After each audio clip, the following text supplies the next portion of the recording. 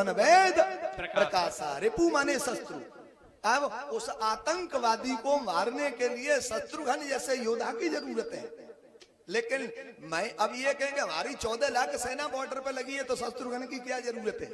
अब ये कहें कि हमारी 14 लाख इंडिया की सेना बॉर्डर पे लगी है तो शत्रुघ्न की फिर क्या जरूरत है। अब जरा ध्यान दें कि जो बाहर के आतंकवादी हैं उनके लिए तो ये फोर्स लगा हुआ है, लेकिन हमारे घर में अंदर भी तो चोर बैठे हैं। तेरी गठरी में आए गए चोर मुसाफिर जा। क्या बात है महाराज, ये बाहर के आतंकवादी हैं, इनके लिए तो सेना लगी है, लेकिन हमारे अंदर जो आतंकवादी बैठे हैं, काम क्रोध लोभ मोह अहंकार, इन्हें मारने के लिए शत्रुघ्न कौन है। जाके सुमिरन तेरे पुनाम सा नाम शत्रुघ्न वेद प्रकाशा। वेद स्वरूप, इसलिए वो मार्ग कौन बताएगा, वेद बता रहे हैं। वेद बताएंगे कि हमारे अंदर जो दुश्मन बैठे हैं उन्हें कौन मार सकता है, उनके लिए वेद की आवश्यकता है। अब जरा ध्यान दे कि आनंद भरपूर और भोजन बढ़िया और सुरक्षा सिक्योरिटी भी बढ़िया, लेकिन हम रात को सो जाएं शाम को और सवेरे जगे तो घर की छत नीचे और नीम ऊपर हो जाए। भाई लेंटर नीचे और फाउंडेशन ऊपर, तो सारा आनंद भोजन व्यवस्था धरी रह जाएगी कि नहीं। अब इसकी व्यवस्था कौन कर सकता है, बैलेंस कौन बना सकता है। या पृथ्वी के बैलेंस किसी प्रधानमंत्री के हाथ में नहीं है, किसी राष्ट्रपति के हाथ में नहीं है। और हम अपनी इंडिया की तो बात छोड़ दे, अमेरिका भी दिमाग खराब कर ले क्या मैं इसका बैलेंस बना लूंगा, उसके पास भी नहीं है। एक बार अमेरिका में भी अकाल पड़ा। यदि इन राजा राष्ट्रपतियों के हाथ में पृथ्वी की व्यवस्था हो तो गुजरात में भूकंप क्यों आया, कश्मीर में भूकंप क्यों आया, रामेश्वरम महाराज हुआ हादसा क्यों हुआ। इससे सिद्ध होता है कि ये किसी राष्ट्रपति के हाथ में, राजा के हाथ में पृथ्वी का बैलेंस नहीं है। बैलेंस कौन बना सकता है। लक्षण धाम सुराम प्रिय, लक्षण धाम सुराम प्रिय, सकल जगत आधार। गुरु वशिष्ठ सोई राखियो, लक्ष्मण नाम उदार, लक्ष्मण नाम उदार।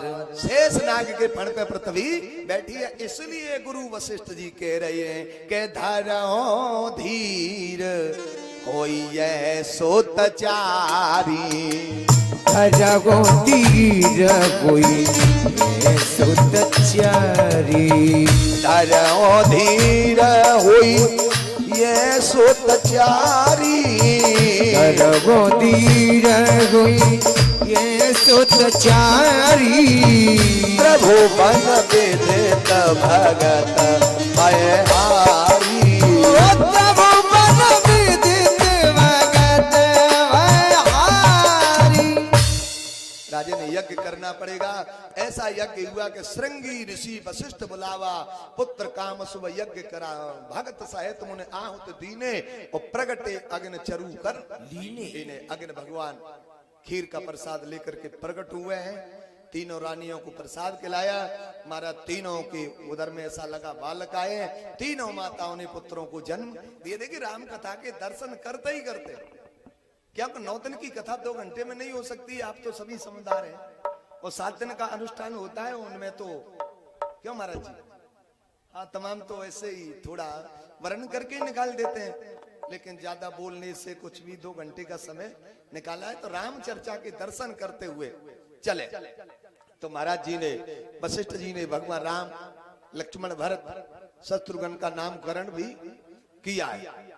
चैत्र का महीना था, नौमी तिथ मधमास पुनीता, शुक्ल पक्ष अभिजित हर प्रीता, मध्य दिवस अति शीतन घामा, पावन काल लोक विश्रामा, भय प्रकट कृपाला, दीन दयाला, कौशल्या हित कारी। बड़ा आनंद हुआ। बोले अवधेश कुमार राम जी लला की जय हो। अब जरा ध्यान दें कि जहाँ भगवान का अवतार होता है वहाँ शंकर जी दर्शन के लिए अवश्य आते हैं। तो शंकर भगवान अपने चेला काकभूषण को लेकर के आ गए दर्शन के लिए, मदारी बन करके आ गए। लेकिन लीला विस्तार से है। तो भगवान के जब दर्शन किए महलों में, तो भगवान राम ने पूछा है शंकर जी से, गुरु बोले बाबा हाँ एक बात बताओ, हम तुम्हें कौन से रूप में अच्छे लगते हैं? भगवान शंकर जी को पूछ रहे हैं हम तुम्हें कौन से रूप में अच्छे लगते हैं? तो शंकर भगवान कहते हैं कि पीत झंगुलिया तन पहराई और जान पान बेचरण मोए भाई। पीत जंगुलिया, पीत झीन जंगुली। शंकर जी कहते हैं कि हे भगवान, पीत जंगुलिया तन पहराई और जान पान, यानी आप पीली जंगुली और पहन के हाथ और घुटनों केवल चलते हो तो मुझे बहुत अच्छे लगते हो। और भगवान कौन से स्वरूप का ध्यान करते हैं? बाल चरित हरि बाऊ विधिलीना ओ अत्यानंद दरस कहो दीना। तो मेरे प्यारे भगवान शंकर जी भी उसी बाल स्वरूप का चिंतन करते हैं। तो लेकिन शंकर जी ने तो कहा कि भगवान आप पीली जंगुली पहन के और मेरी तरफ आते हो हाथ घुटनों के बल चल के, तो मुझे बड़ा अच्छा लगता है। लेकिन चेला बगल में ही खड़े भुसुंड जी बोले हाँ महाराज पीली जंगुली पर ढीली, पीली और ढीली और झीनी।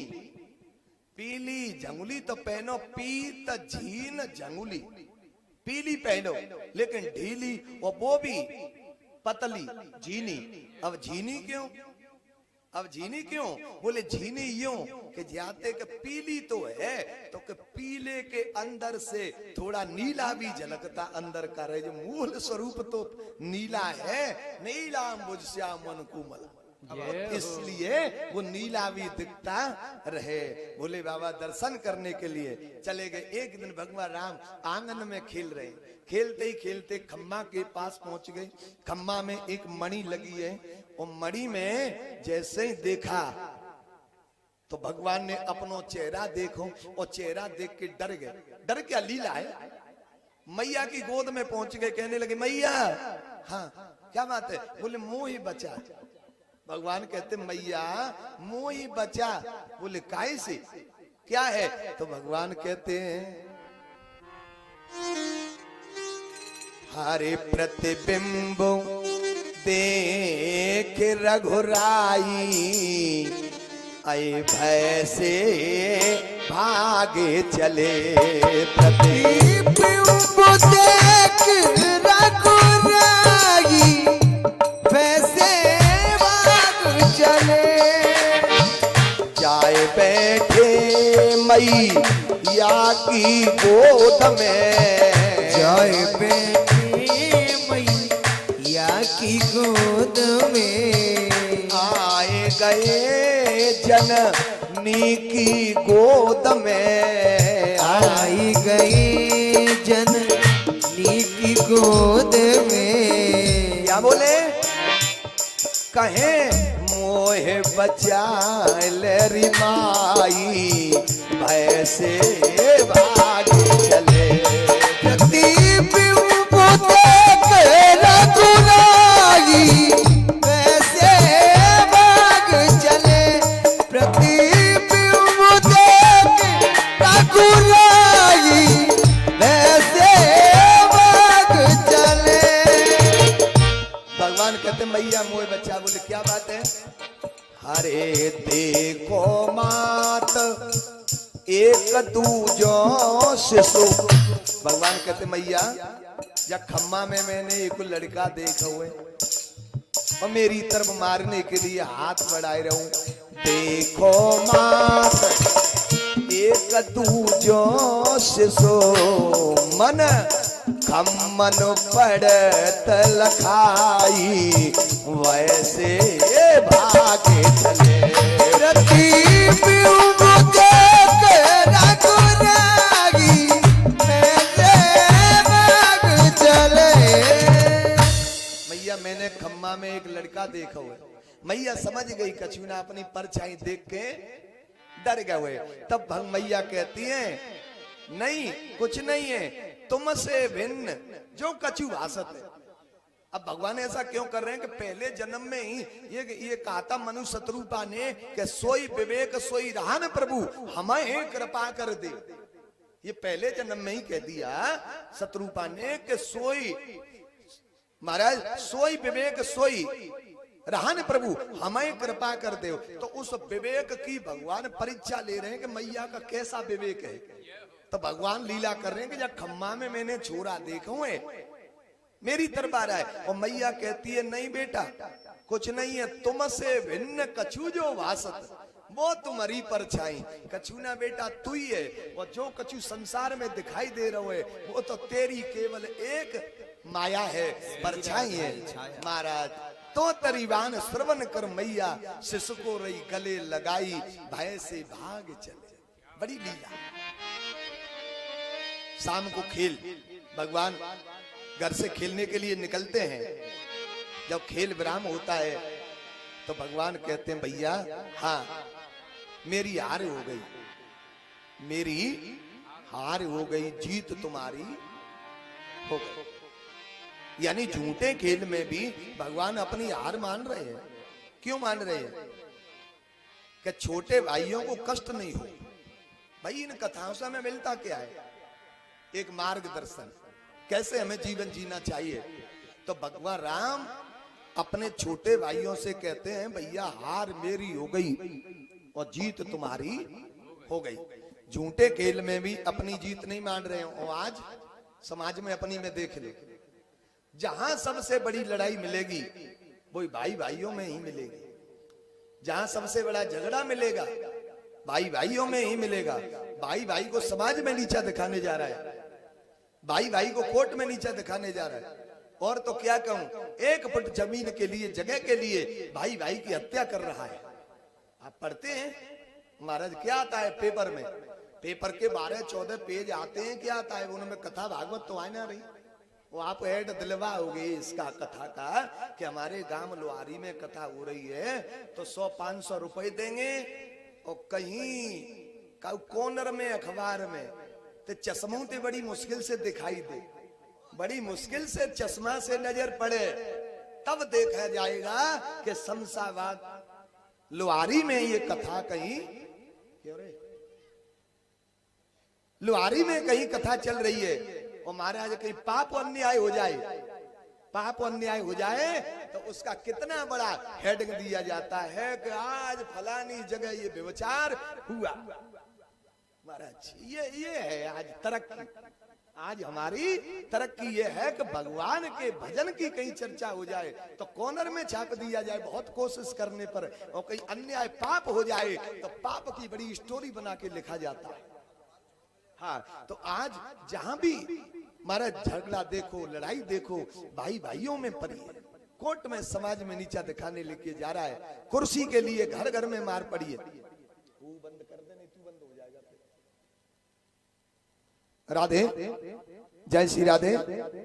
बोले बांके बिहारी लाल की जय हो, बोले बाल कृष्ण भगवान की जय हो। आज जैसे ही देखा तो कथाओं से मिल क्या रहा है, हमें मार्गदर्शन मिल रहा है हमें कैसे जीवन जीना चाहिए। अरे भाई बहन, जिस कुर्सी के लिए आज हमारे देश में मारामारी पड़ी है समाज में, लेकिन उस गद्दी को, अयोध्या की गद्दी को वो चित्रकूट में बैठ के भरत तो भैया राम के बीच में फुटबॉल बना दिया। राम भैया भरत की तरफ, वो भैया भरत राम जी की तरफ कोई ग्रहण नहीं कर रहा है। और आज महाराज अपनो धर्म सत्य सब कुछ दाय पे लगा दिया कुर्सी के लिए आदमी ने। चलिए क्यों कि वहां स्वार्थ नहीं है। ये जो चर्चा हो रही है इस गद्दी में स्वार्थ नहीं है। और आज की राजनीति गद्दी के लिए आदमी स्वार्थ में लिप्त है। स्वार्थ के कारण ही महाराज एक लोभ के कारण न जाने कितने पाप कर बैठता है आदमी। चलिए तो राम जैसे थोड़ा बड़े हुए तो गुरु जी के यहाँ विद्या अध्ययन के लिए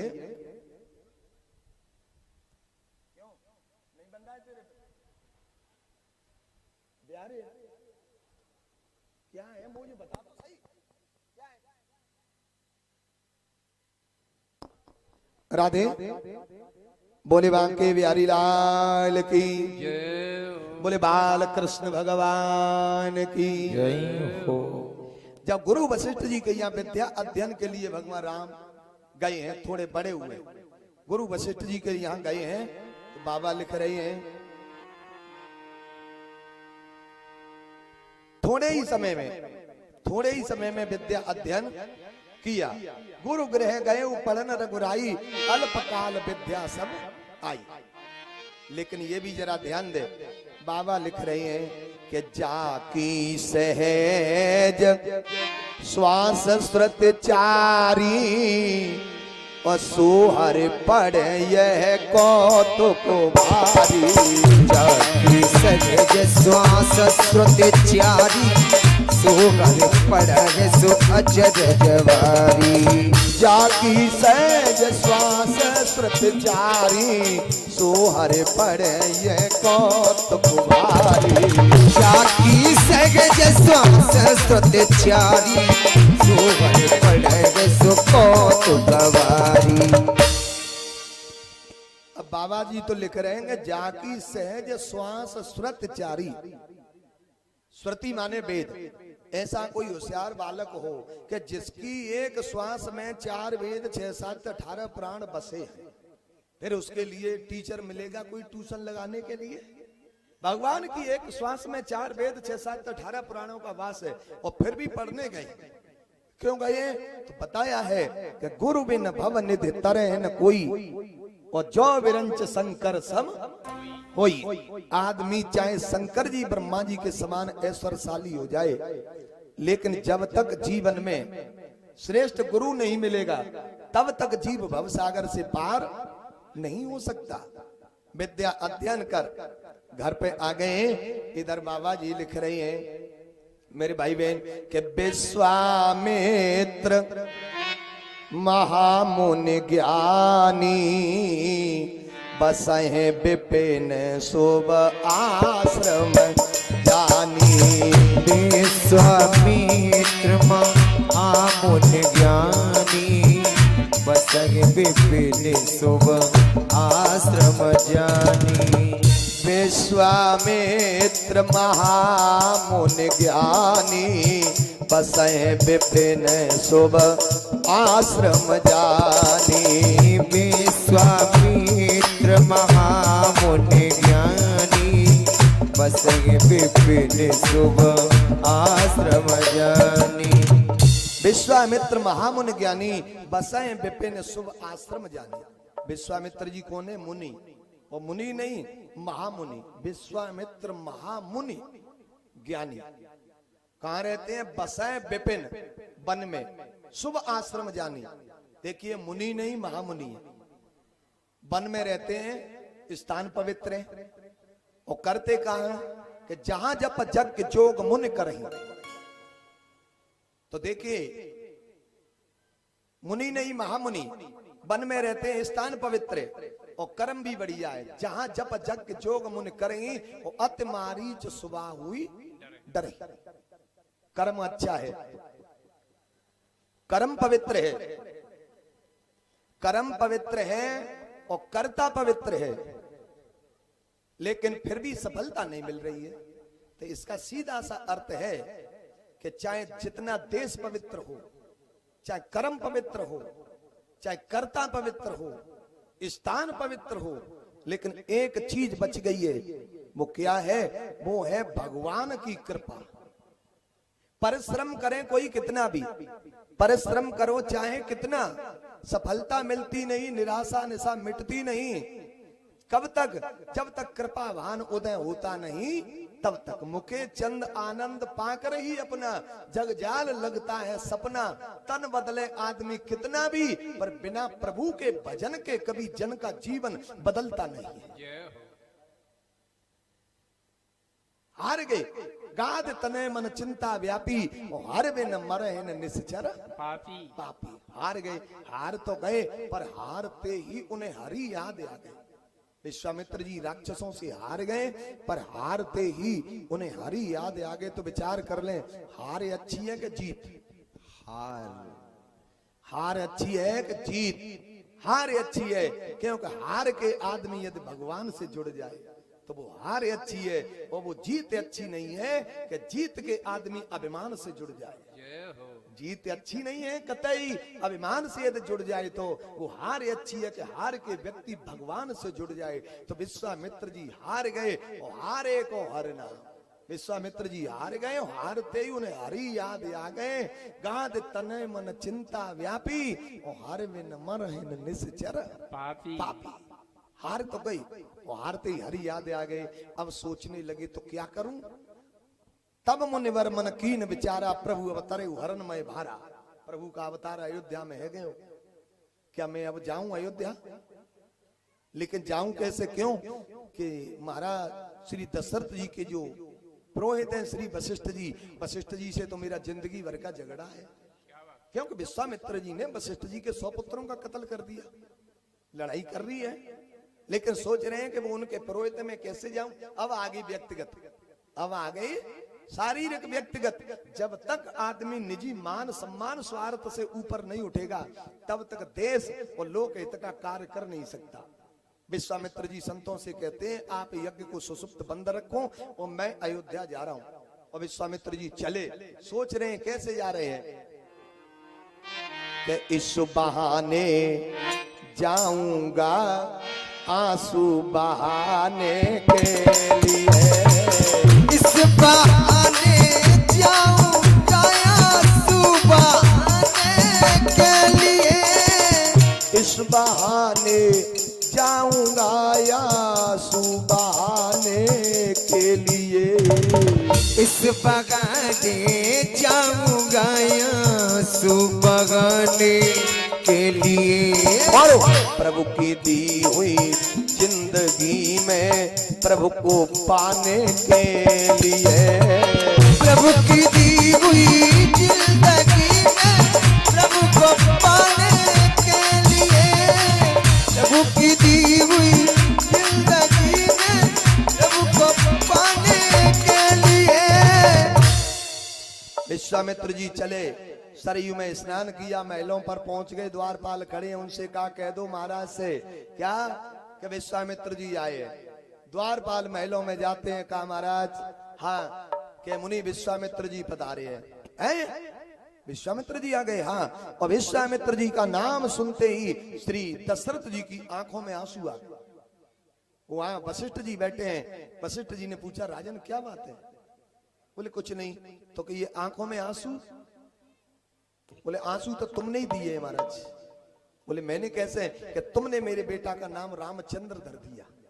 बोले सो क्या हुआ? कि इसी हमारे वंश में पहले एक बार हरिश्चंद्र आए तो विश्वामित्र जी आ गए, और अब तुमने मेरे बेटा राम का नाम रामचंद्र कर दिया तो फिर विश्वामित्र जी आ गए। तो मुझे लग रहा है कि ये चंद्र शब्द हमारे परिवार के लिए वंश के लिए ठीक नहीं। तब कहते हैं वशिष्ठ जी नहीं नहीं साधु ते होए न कारज हानि, चलिए सेवा करिए। तो कहा है कि मुनि आगवन सुना जब राजा, ओ मिलन गए उले बेप्र समाजा, कर दंडवत मुनि सन्मानी, और निज आसन बैठा यानी अपने सिंहासन पर बिठाल दिए। विश्वामित्र जी कह रहे धन्य प्रभु, कुशासन हम तो तुम्हें वन में ढूंढ रहे थे, वन में ढूंढ रहे थे, और तुमने मुझे फिर घर में बुला लिया।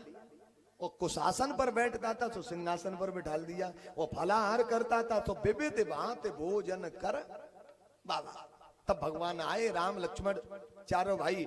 तो जैसे ही प्रणाम करने के लिए गुरु जी के लिए कहा पिताजी ने प्रणाम करो, तो पुण्य चरणन मेले उसचारी, और राम दे के मुन दे विसारी। विश्वामित्र जी भगवान के दर्शन करते ही भान भूल गए, और इशारा किया भगवान से कि प्रभु हाँ मैंने सुना है कि आप त्याग से मिलते हो। भगवान बोले हाँ त्याग से ही मिलता हूं। तो कि आज कौन सा त्याग हुआ है? बोले आज आपने त्याग का भी त्याग किया है। क्यों? कि सारे झंझट को छोड़ के आदमी वन में जाता है, और आपने आज उस वन का त्याग कर दिया। तो विश्वामित्र जी कहते हैं प्रभु मैं तुम्हें घर में वन में ढूंढ रहा था, और तुमने मुझे घर में फिर बुला लिया, लेकिन आज तुमने मेरा घर छुड़ा दिया है, मेरा बन छुड़ा दिया है तो मैं आज तुम्हारा घर छुड़ा दूंगा।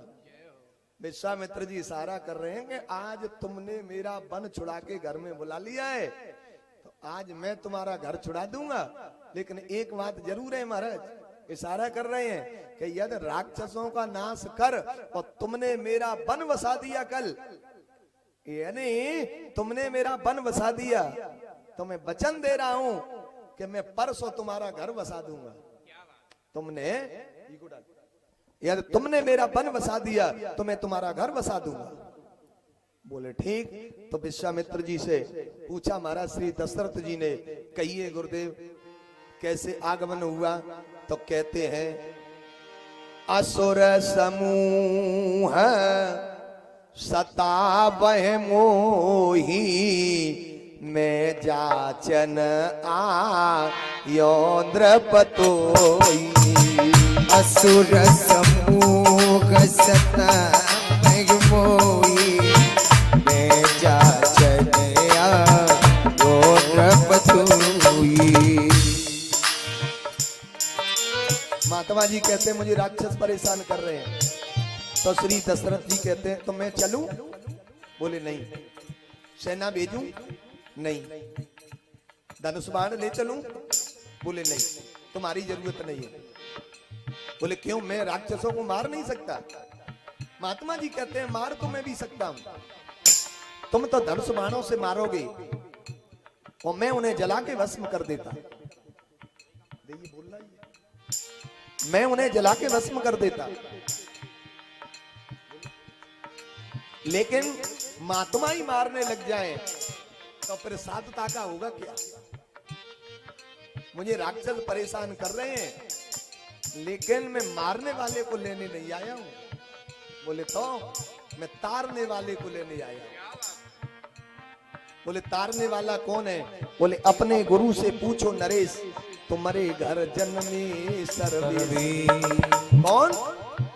अनुज समेत देहो रघुनाथा निश्चर बध में ओ सनाथा।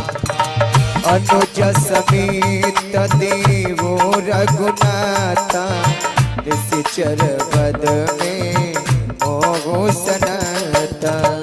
अनुज समेत देहो रघुनाथा निश्चर बध में ओ सनाथा। अनुज समेत देवो रघुनाथा निश्चर बध में ओ सनाथा। मुझे राम लक्ष्मण को अनुज समेत, राम इनका अनुज लक्ष्मण इन्हें दे दो। और राम लक्ष्मण का नाम सुनते ही महाराज श्री दशरथ जी की आंखें भर आईं और कहते हैं गुरुदेव चौथे उपन पाए सुत चारी बेप्रवचन नहीं कहे गो विचारी। जय हो। हे विप्र मांगिए, जरा सोच समझ कर मांगिए। मुझे बुढ़ापे में पैदा हुए हैं पुत्र, सब सुत प्रिय मोहे प्राण की नाई। राम देत नहीं बने गोसाई। राम देत नहीं बन गए गोसाई। वैसे तो मुझे चारों पुत्र प्राणों से प्रिय है लेकिन राम को नहीं, राम देत नहीं बने गोसाई। ऐसा नहीं कि कोई बहाना लगा दिया जैसे हम लोग बनाते हैं बहाना, किसी से कहे अरे यार तेरे लिए प्राणों की भी जरूरत नहीं है और कल मोटरसाइकिल की जरूरत पड़े, हम तुम्हारे लिए मना नहीं करते, वे सही में हम ससुराल जा रहे, कल प्राण दे रहा था और अब मोटरसाइकिल के लिए बात आ गई, बोले ससुराल जा रहे, मना नहीं करते तुम्हारे। जय हो। ऐसा कोई बहाना नहीं श्री दशरथ जी ने बनाया हो कि राम मामा के रहे के घर पे काम है, कुछ नहीं, सीधा स्पष्ट कह दिया कि राम देत नहीं बने गोसाई। गोसाई। या मुझे एक याद आ रहा है दृष्टांत, मेरे भाई बहन दो बड़े मित्र थे, बड़ी पक्की दोस्ती दोनों में, पर दोनों पे महाराज गधे थे, एक एक गधा। वो गधा से वो अपना काम धंधा करते। एक नौकर, एक मित्र को गधा है, वो बीमार, सुबह दूसरे के पास है, भैया हाँ कि तुम अपना गधा हमें दे दो, आज हमारा बीमार है, आज तुम कुछ काम नहीं कर रही। अब वो बोला, अरे भाई हम गधे के लिए तुमसे मना करते, तुम ऐसे मांग रहे हो, वहीं से खबर कर देते, वहीं भिजवा देते, पर करें क्या। हाँ कहा है कि गधा कल को चलो गए हो जंगल में, वहां वो लौट के ही नहीं आया है। अब उसने भी, मित्र ने भी जाना कि हो सकता है गया होगा, गधा ही तो है, चला गया होगा, लेकिन वो लौट के चला। तब तक हुआ ऐसा कि गधा अंदर बंद हो, अपनी भाषा में बोला, गधा बोला, और वो मित्र से बोला, अरे भैया बड़ा झूठ बोलते हो तुम। बोल क्यों? कि गधा अंदर बंधा हुआ है, वो हमसे कह रहे हो कि वन में चला गया, लेकिन फिर भी उस आदमी ने अपनी गलती स्वीकार नहीं की। बोले क्या अजीब गजब जमाना आ गया, आदमी की बात पर भरोसा नहीं कर रहा है, मेरी बात नहीं समझ रहा है, लेकिन गधे की भाषा सुन ली, गधे की भाषा समझ ली, लेकिन आदमी आदमी की भाषा नहीं समझ रहा है। भाई मुझे देना ही नहीं है तुझे गधा, फिर भी नहीं तेरी समझ में आ रहा है। तो ये मेरे भाई बहन, ऐसा कोई शब्द श्री दशरथ जी ने नहीं कहा कि राम है नहीं, कहीं जा रहे हैं, विशेष काम है, सीधा कह दिया कि राम देत नहीं बने गुस्सा। लेकिन बोले कुछ और मांग लो। बोले क्या दे सकते हो राम के बदले? बोले मांगो भूमि धनु धनु कोसा सर्वस देहु आज सबरूसा। क्या दे सकते हो? बोले मांगो भूमि, मेरी भूमि ले जाओ।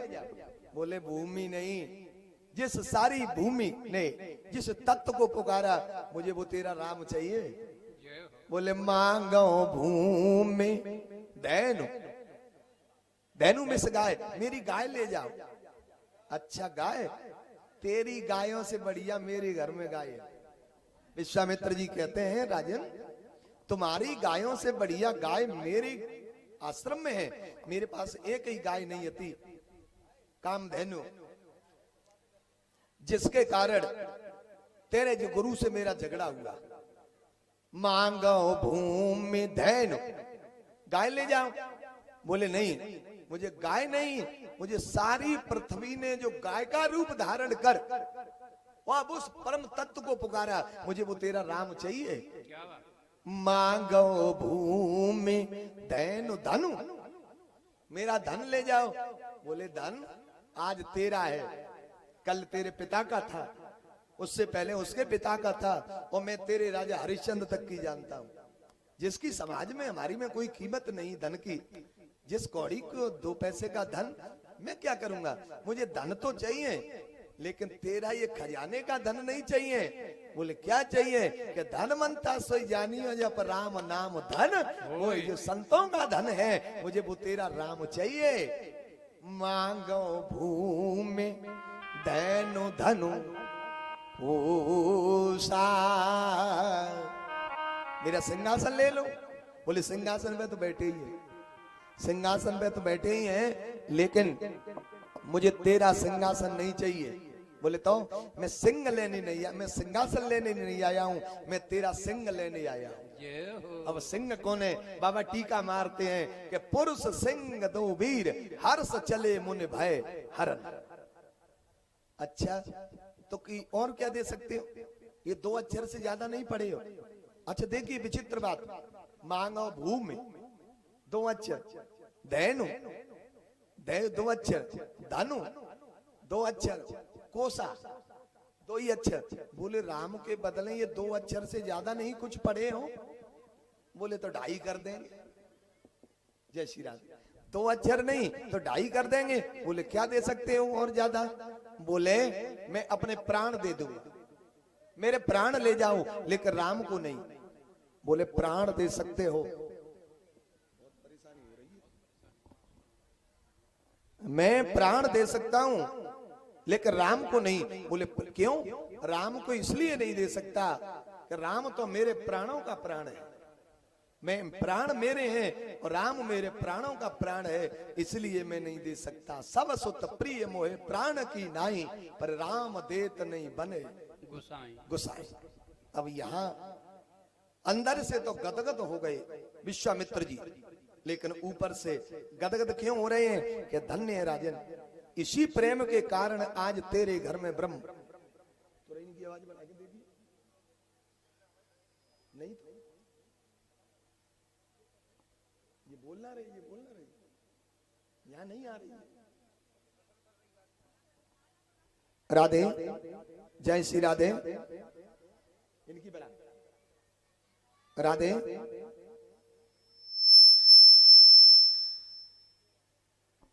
बोले बांके बिहारी लाल की जय हो, बोले बाल कृष्ण भगवान की जय हो। बोले मैं अपने प्राण दे सकता हूं लेकिन राम को नहीं दे सकता। तब वहां गुरु वशिष्ठ जी बैठे हैं। वशिष्ठ जी कौन है? पुरोहित। और पुरोहित किसे कहते हैं? पुरो माने आगे और हित माने भला। जो अपने यजमान का आगे आगे हित भला चाहे उन्हें पुरोहित कहते हैं,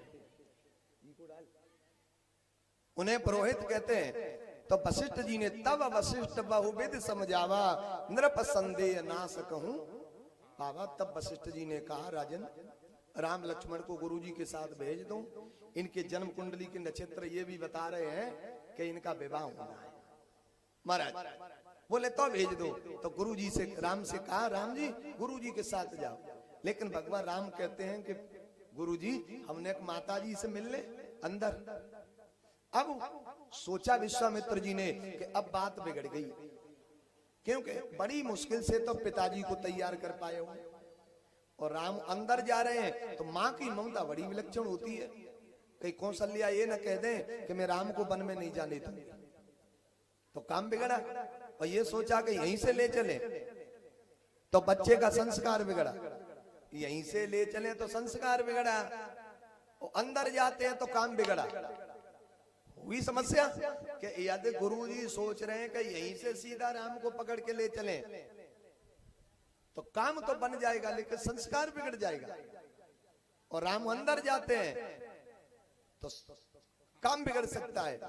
तो बिल्कुल कोई परवाह नहीं की विश्वामित्र जी ने अपने काम की। और आदमी को कभी इसकी परवाह नहीं करनी चाहिए कि मेरा काम बने और चाहे बिगड़े। काम बने या बिगड़े इसकी परवाह आदमी को कभी नहीं करनी चाहिए, लेकिन चिंता करनी चाहिए। तो किस चीज की चिंता करनी चाहिए? कि हमारा संस्कार न बिगड़े। हमारी संस्कृति काय की है?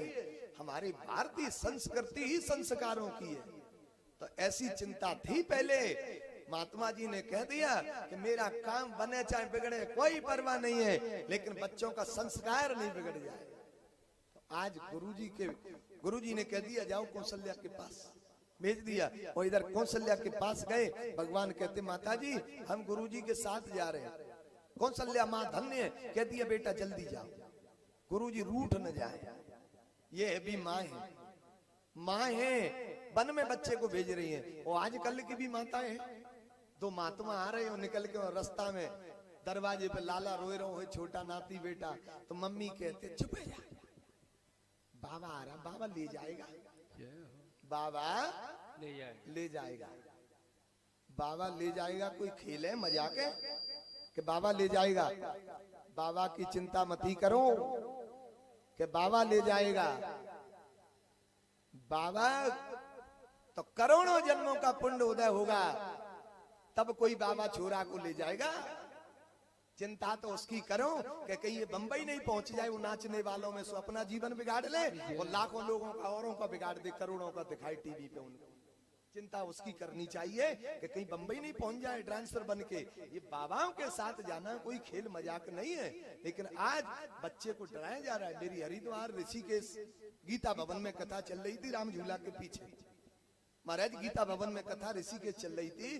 तो शाम का समय ऐसे निकले तो राम झूला के कॉर्नर पे ही उस पार ऋषिकेश एक गन्ने के जूस का ठेला खड़ा, वहीं एक बच्चा रो रहा और उसकी बूढ़ी दादी बच्चे से कह रही है चुप हो जा। महात्मा जी निकल रहे थे, बोले चुप हो जा। मैंने इनसे कहा, मैं देखो ये कहेगी बुढ़िया कि ये बाबा ले जाएगा, लेकिन वो तो और भी ज्यादा पढ़ी लिखी थी, होशियार ही जा जमाने की। बोली चुप हो जा, बाबा खा जाएगा तुझे। तब मैंने कहा, माँ क्यों बच्चों के संस्कार बिगाड़ रही है? बाबा दाल भात रोटी खाते हैं कि कई महात्मा बच्चों को खाते हैं। तब समझ में आया कि हम कितनी ऊंचाई पर पहुंच गए, हमारा देश कितनी बड़ी तरक्की कर गया कि आज संतों के नाम पर बच्चों को डराया जा रहा है कि बच्चे बाबा तुझे खा जाएंगे। संतों का प्रयोग बच्चों को डराने में भी किया जा रहा है। संस्कार आए कहां से? तो कह दिया, बोले चलो। तो भगवान राम लक्ष्मण से गुरु विश्वामित्र जी कहते हैं, राम हाँ कौन सी रास्ता चलोगे? बोले कौन सी है? कि दो रास्ता है, एक ये जो रास्ता है इसमें पहुंचेंगे तो जल्दी, पर झंझट है। बोले झंझट क्या है? बोले ये बिहार और झारखंड को ये रास्ता जोड़ती है, तो इसमें नक्सलवादी रहते हैं, राक्षस। हाँ राक्षस रहते हैं। लक्ष्मण जी बोले राक्षसों की तो चिंता ही मत करो, हम आते हैं, आतंकवादियों से तो हम निपट लेंगे। बोले तो जाइए चलो। जैसे ही चले महाराज, बीच मार्ग में ताड़का नाम की राक्षसी आ गई। ताड़का ने जैसे देखा, क्रोध कर ताड़का दौड़ी भगवान से कहते हैं, गुरुजी राम ये ताड़का राक्षसी। भगवान कहते गुरुजी हाँ तुमने ये कहा था कि राक्षसी मिलेंगी? बोले तुमने ये कहा था कि राक्षस मिलेंगे, हमें राक्षस मिलेंगे। ये राक्षसी में तो क्षत्रिय हूं, सूरवंशी हूं, मैं महिला पे हाथ नहीं उठाऊंगा। गुरुजी कहते हैं कि तुम हाथ नहीं उठाओगे? बोले तो कि ये हम तीनों को उठा देगी ऊपर। राम लक्ष्मण और विश्वामित्र ये हम तीनों को उठा देगी यदि तुमने हाथ नहीं उठाया तो। मेरा आदेश है इसका कल्याण करो। तो एक ही बाण प्राण हर लीना और दीन जानते निज पद लीना। अपने धाम भेज दिया महाराज। जैसे आश्रम में आ गए, यज्ञ प्रारंभ होता है। होम करन लागे मुनिजारी, याप रहे मख की रखवारी, सुनवार रीचर साचर क्रोधी, ले सहाय धावा मुन द्रोही। मारीच सुबाहु दोनों यज्ञ में आगे बाधा डालने के लिए, लेकिन भगवान ने सुबाहु में बाण दिया तो उद्धार कर दिया।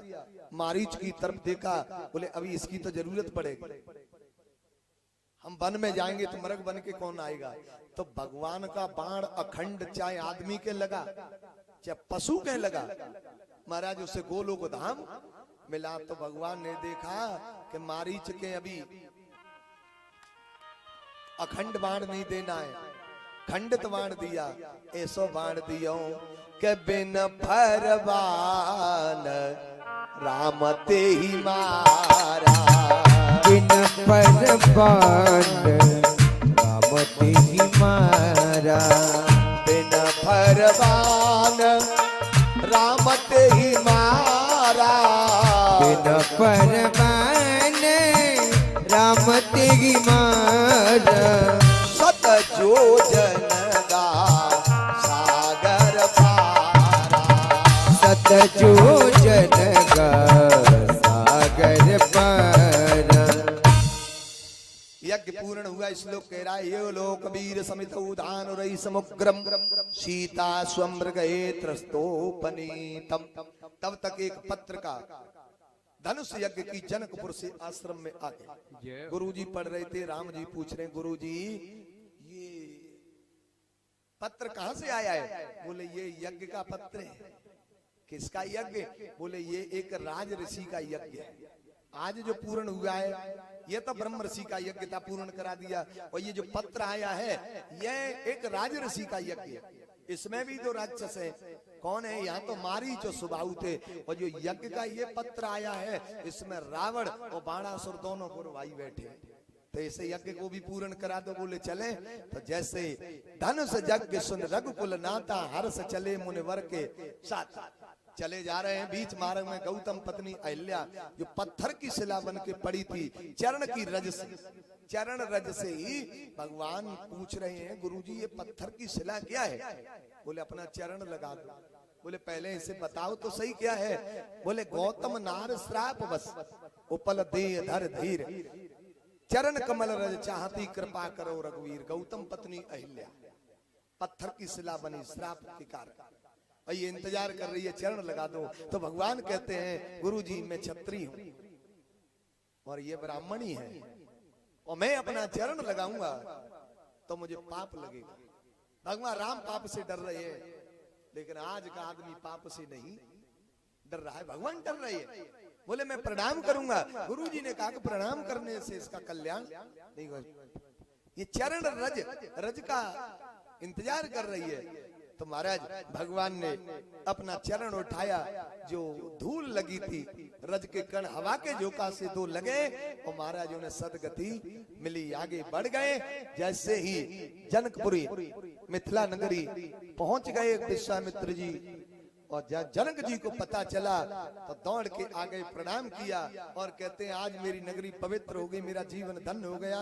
और गुरु विश्वामित्र के आने पर लेकर राम जी को देखा, राम जी को देखते ही जनक जी कहने लगे गुरुजी हाँ मुझे अपने मन पे पूर्ण भरोसा है।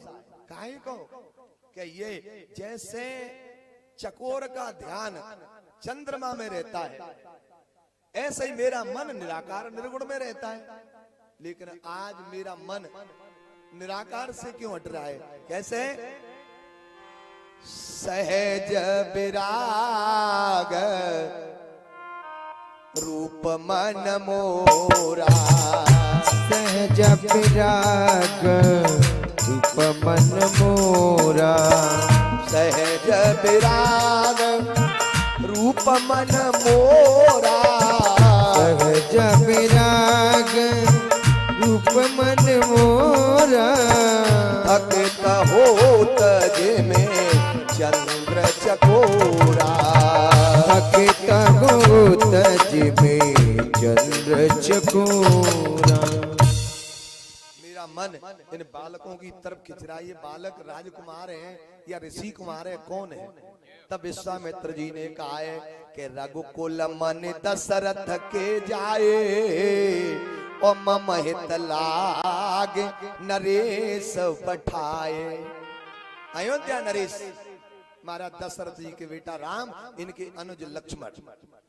अच्छा तो गुरुजी ये राजकुमार हैं, लेकिन हाँ तो कि यदि आप अकेले होते तो मैं कहीं तुम्हें मंदिर पे ठहरा देता तपोवन में। अब ये राजकुमार आए हैं तो इनको तो महल में रखा जाएगा, तो अब कौन से महल में इनको रखा जाए तुम बताओ। जनक जी विश्वामित्र जी को पूछ रहे हैं कि राम जी की कौन से भवन में व्यवस्था की जाए ठहरने की। तो विश्वामित्र जी कहते हैं जनक जी से कि राम जी को श्री सीता जी के भवन में भेज दो, आज रात्रि में सीता जी के भवन में भेज दो। अच्छा तो फिर सीता जी कहाँ रहेंगी?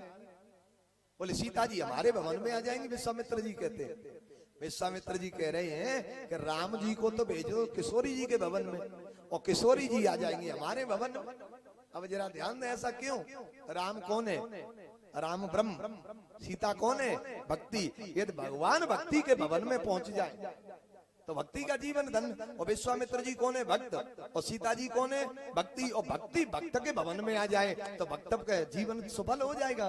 तो विश्वामित्र जी ने कहा है कि राम जी को तो भेज दो किशोरी जी के भवन में, और किशोरी जी को ले आओ हमारे भवन। जय हो। बैठ के रात भर महाराज चर्चा होती रही। सुबह हुआ है राम जी गुरु जी से मिले। अब राम जी सोच रहे हैं कि गुरु जी हमें आदेश दें काय को कि न जनकपुर घूम ले और न बगीचा में चले जा, क्योंकि जब तक राम जी बगीचा में नहीं जाएंगे तब तक किशोरी जी नहीं मिलेंगी। तो राम जी से कहते हैं गुरु जी राम? बोले हाँ कि मेरी पूजा के लिए पुष्प लेकर के आओ, बगीचा में जाओ। बोले ठीक। तो जैसे ही राम लक्ष्मण बगीचा पे पहुंचे फूल तोड़ने के लिए, मर्यादा पुरुषोत्तम में जो माली खड़े थे, भगवान कह रहे मालियों से भैया हम पूजा के लिए गुरु जी के लिए फूल लेने आए हैं। राधे हम फूल लेने के लिए आए हैं। सेवक कहते हैं कि फूल लेने के लिए आए तो यहीं बैठो हम तोड़ के ला देंगे। बोले क्यों? हम पूजा के लिए हम लेके आएंगे फूल। बोले नहीं, हम तुम्हें जाने ही नहीं देंगे। बोले क्यों नहीं जाने दोगे? पाबंदी है। बोले पाबंदी कुछ नहीं है। बोले तो? बोले ये है कि आपके चरण बड़े कोमल है, तो इन्हें देख के हमें दर्द हो रहा है कि पीड़ा नहीं हो। तो भगवान बोले तो क्या तुम्हारे बगीचा में कांटे हैं? बोले कांटे एक भी नहीं है। तो क्या कंकड़ पत्थर है? बोले एक भी नहीं है। बोले तो कि महाराज जो फूल है ना, कमल का फूल, जो पुष्प नीचे गिरता है पेड़ से, तो फूल की जो पंखुड़ियां हैं वो सूख गई हैं। तो ऐसा डर लग रहा है कि वो फूल की पंखुड़ियों से आपके चरण जख्म नहीं आ जाए। क्योंकि कमल कमल से कोमल कमला, मेरे भाई बहन, कमल कमल से कोमल कमला, और कमला से भी कोमल भगवान के कर कमल। महाराज जरा ध्यान दे, कमल कमल फूल कितना कोमल होता है, और कमल से भी कोमल कमला। कमला माने लक्ष्मी, लक्ष्मी का निवास कहाँ है? फूल में। अब विचार कर लें कि जिस फूल में माँ लक्ष्मी बैठी है, तो भाई फूल में कठोर वस्तु तो रख नहीं सकते हैं, क्योंकि फूल टूट जाएगा, नष्ट हो जाएगा। फूल से भी कोमल कोई चीज होगी वो फूलों में रखी जा सकती है। तो जब फूल इतना कोमल होता है, पुष्प इतना कोमल है, तो फिर बताइए किशोरी जी कितनी कोमल होगी लक्ष्मी के जो फूल में बैठी है। और फूल में बैठी हैं, और फिर वो भी कितनी कोमल होंगी, और वो की कोमल कमल कमल से कोमल कमला, और कमला से भी कोमल माँ कमला के कर कमल, और कर कमलों से भी कोमल गोविंद के चरण कमल। जय हो। अब सीता जी के कितने लक्ष्मी के हाथ कोमल होंगे जो फूल में बैठी है, लेकिन वो कोमल हाथों से नारायण के भगवान जब चरण सेवा करती हैं, तो भगवान के चरण लाल हो जाते, लाल माँ आ जाती है। तो अब विचार कर लीजिए कि भगवान के चरण कितने कोमल होंगे। तो सेवक कह रहे हैं कि महाराज माफ करें, हम नहीं जाने देंगे अंदर। नहीं नहीं नहीं, देखो हम तो जाएंगे, पर वो तो मर्यादा पुरुषोत्तम है, और जो हमारे कन्हैया की लीला होती तो घुस जाते। एक दिन अर्जुन से भगवान कृष्ण ने कहा पूजा के लिए फूल लेके आ। अर्जुन चले गए, हनुमान जी बगीचा में रखवाले बैठे माली बन के। जैसे ही अंदर फूल तोड़ने लगे, हनुमान जी ने पूछा कौन हो तुम? बोले हम अर्जुन है। फूल क्यों तोड़े? बोले पूजा के लिए। कि किसे तुमने पूछा? अर्जुन बोले कि पूजा के लिए क्या पूछे? बोले क्यों? कि पूजा ही के लिए, तो कोई खाने के लिए तो लिए नहीं है। पूजा के लिए फूल लिए तो इसके लिए भी क्या पूछा जाए? अरे तो कि पूजा के लिए फूल लिए तो पूछोगे नहीं ना। बोले किसकी पूजा करोगे? बोले पूजा किसने मंगाई है? बोले भगवान कृष्ण ने मंगाई है। अर्जुन आवेश में बोले कृष्ण ने मंगाई है। अच्छा। हनुमान जी बोले ले जाओ। हाँ, नाम सुनते ही पड़ गए ढीले। हनुमान जी बोले नाम सुन के ढीले नहीं पड़े हैं। बोले तो? बोले कारण और है। बोले क्या है? कि पुजारी फूल तोड़ रहा है, चोरी से तो कोई बात नहीं है, और जिसका वो इष्ट भगवान ही चोर हो तो उसके लिए फिर काई क्या जाता है? अरे क्या हमारे भगवान को चोर बता रहे हो? कि नहीं नहीं नहीं, चोर तो छोटा होता है। चोर चोरी करते हुए पकड़ा जाए तो कहां जाता है? जेल जाता है। महाराज चोर चोरी करता हुआ पकड़ा जाए तो जेल में जाता है, तो जेल में बंद रखा जाता है। वो जिसका जन्म ही जेल में हुआ वो कैसा होगा? जिसका जन्म ही जेल में हुआ हो तो वो बड़ा चोर होगा। मेरे भाई बहन ले जाओ फूल। तो ये तो भगवान मर्यादा पुरुषोत्तम है। वो कह रहे नहीं फूल हम ही तोड़ेंगे। माली बोले तुम चले जाओ, पर हम निकाल देंगे। तो आगे और बैठे, आगे और है रखवाले। बोले रखवाले नहीं है। बोले तो? कि काले रंग के भौरा, काले भौरा फूलों पर बैठे हैं। वहां तो एक ही कमल है जिसमें भौरा बैठे हैं, और जैसे ही तुम बगीचा में जाओगे तो यहाँ तो निरे कमल। कहाँ? कि भगवान के नेत्र कमल, भगवान का मुख कमल, भगवान के हाथ कमल, कर कमल, और मेरे भाई बहन भगवान के चरण कमल।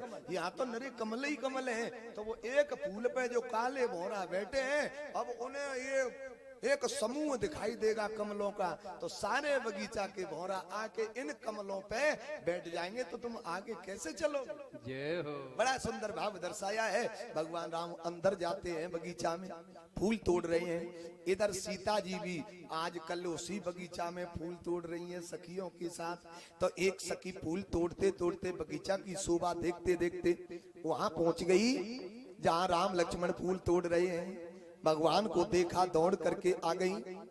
अरे सी किशोरी ते कहा कि बहन, बोले हाँ, कि ते दो बंधु बिलो के जाई प्रेम विवससी ताप आई।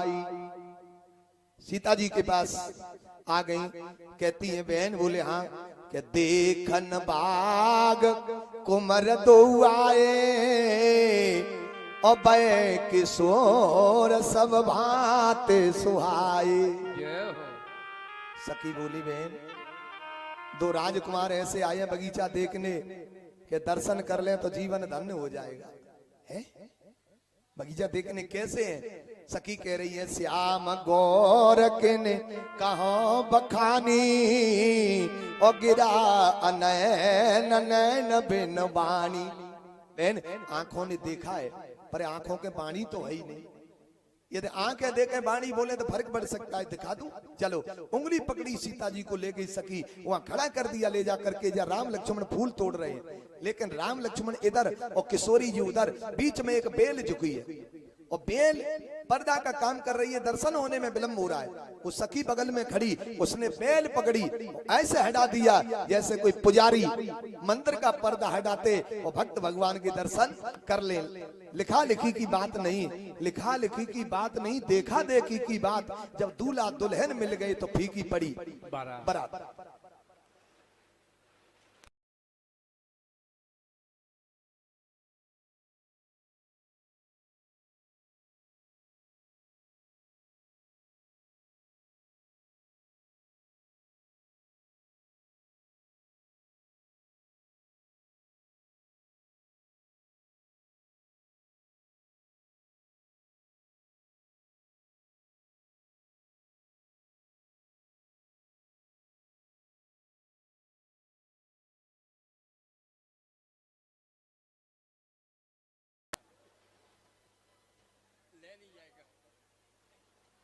मसान दिख रहा।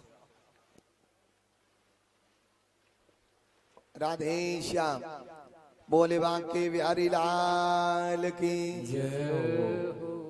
तो जैसे ही राम जी ने किशोरी जी को देखा और किशोरी जी ने राम जी को देखा, महाराज विवाह तो यही है गए, विवाह तो है गए, केवल वो तो फॉर्मेलिटी पूरी होगी। कैसे कि देख कर राम जी को जनक नंदनी बागों में वो खड़ी की खड़ी रह गई। देख कर राम जी को जनक नंदी बागों में वो खड़ी की खड़ी रह गई। देख कर राम जी को जनक नंदनी बागों में वो खड़ी की खड़ी रह गई। देख कर राम जी को जनक नंदिनी बागों में वो खड़ी की खड़ी रह गई। और राम देखे सिया और सिया राम को, राम देखे सिया और सिया राम को, चारों अखियां लड़ी की लड़ी रह गई। देख कर राम जी को जनक नंदिनी बागों में वो खड़ी की खड़ी रह गई। दर्शन करके जब सीता जी चल रही हैं सखियों के साथ आगे, कभी किसी पेड़ का बहाना लेके, कभी किसी पंछी का बहाना लेके, बार बार किशोरी जी और भगवान की तरफ मुड़ के देखती जा रही हैं। सखियां कह रही हैं चलो अब घर पहुंची मंदिर में, गौरी की पूजा की तो सीता जी कहती हैं हे भवानी, जरा देखिए कमाल कर दिया। किशोरी जी कह रही है माँ गौरी से, जय जय गिरबर राज किशोरी, जय जय गिरिवर राज किशोरी। जय महेश मुख चंद्र चकोरी। जय महेश मुख चंद्र चकोरी। जय गज बदन दानन माता। जय गज बदन दानन माता। जगत जनन दामिनी दूत गाता। जगत जननी दामिनी दूत गाता। यहाँ किशोरी जी जब गौरी माँ की पूजा कर रही हैं तो जरा देखिए, यहाँ सीता जी ने माँ पार्वती को 3 नामों से बुलाया है। जय जय गिरवर राज किशोरी, हे गिरिराज की कन्या तुम्हारी जय हो। जय महेश मुख चंद्र चकोरी, हे भोले बाबा की चकोरी तुम्हारी जय हो। जय गज बदन सडानन माता, स्वामी कार्तिकेय गणेश जी की माँ तुम्हारी जय हो। 3 नामों से बुला रही है, क्योंकि पिता का नाम लिया है और पति का नाम लिया है और पुत्रों का नाम लिया है। 3 नामों से भवानी को बुलाया है। सीता जी ने क्यों मना रही है? शायद मेरा विचार है कि हमारे भारत में नारी का परिचय 3 जगह से है। बाबा तुलसीदास जी ने कोई चौथा परिचय नहीं दिया। यदि कुंवारी कन्या है तो किसके नाम से जानते हैं? कौन है? फलाने की बेटी है, पिता के नाम से जाना जाता है।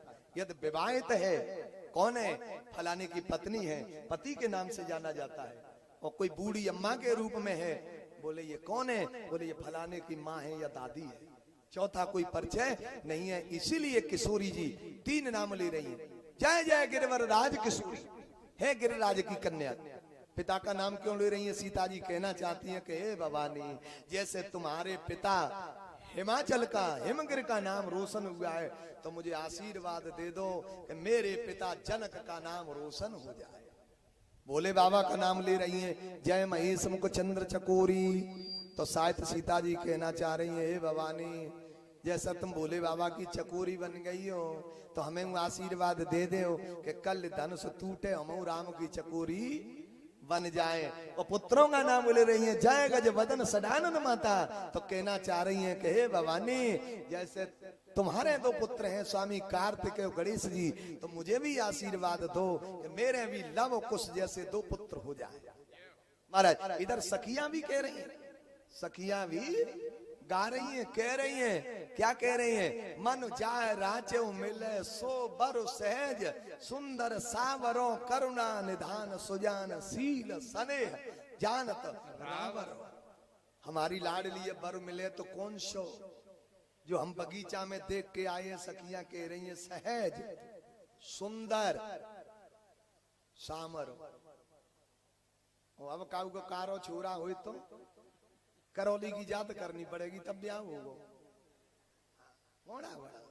और तो सब काम ठीक है ना, छोरा लड़का सामर कहते हैं कि नहीं?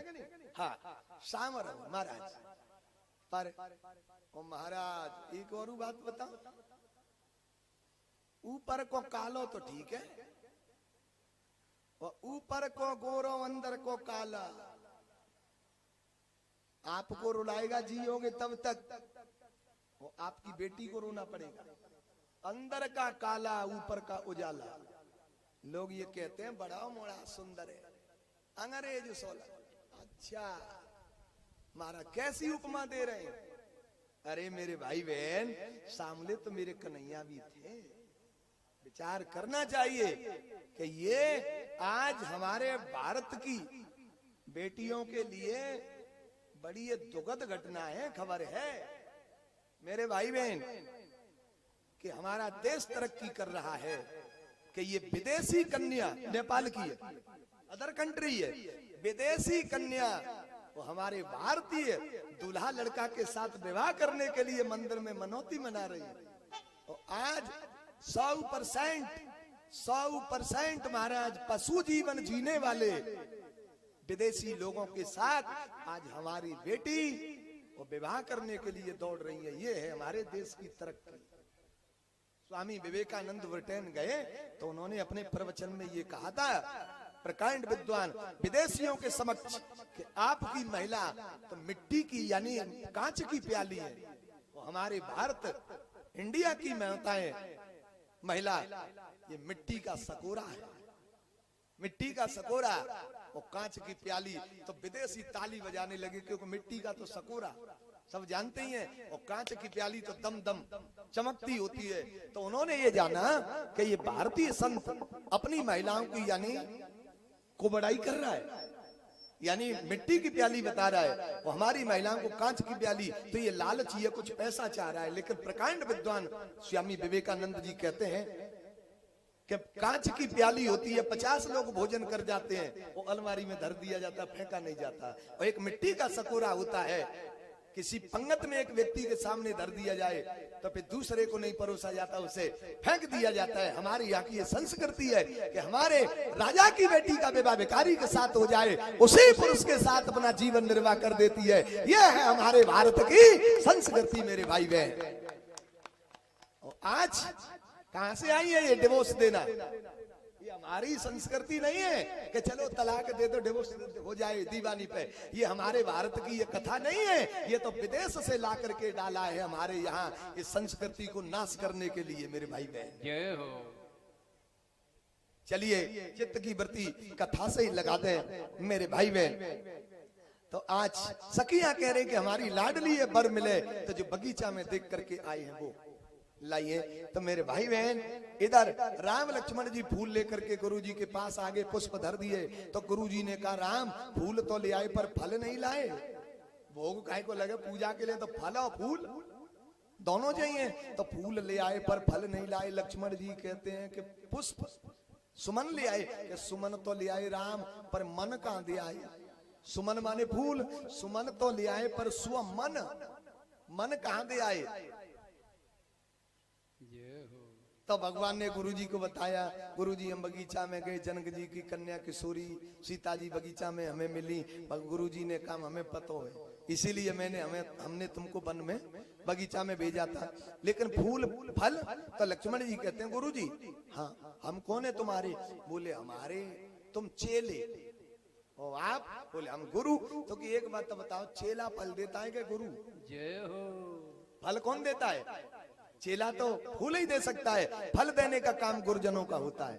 तो गुरुजी हम तो चेला हैं, अब फल तो तुम ही दोगे ना, अब वो तुमको मुबारक, कैसा फल दोगे? तो गुरुजी ने सुंदर फल दे दिया। कैसा फल दिया जरा ध्यान देंगे।